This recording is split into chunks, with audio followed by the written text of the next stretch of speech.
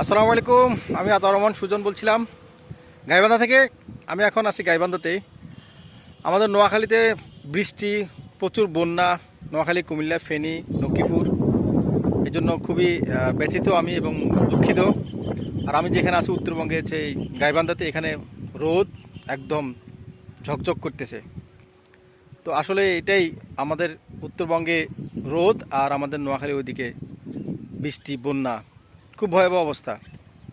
এদিকে মানুষ খুব ভালো আছে, আমরা শুকনা থাকি, সব কিছু ঠিক আছে, আমার জীবনযাপন সবই। কিন্তু নোয়াখালীর যারা আছে, এবার আমার বাড়ি তো উঠানে পানি উঠে গেছে, বা আমাদের এলাকায় পানি উঠে গেছে, আশপাশে পানি ডুবে গেছে, খুবই কষ্ট লাগতেছে। এখানে আছি আসলে মনটা কিন্তু নোয়াখালীর দিকে পড়ে আছে।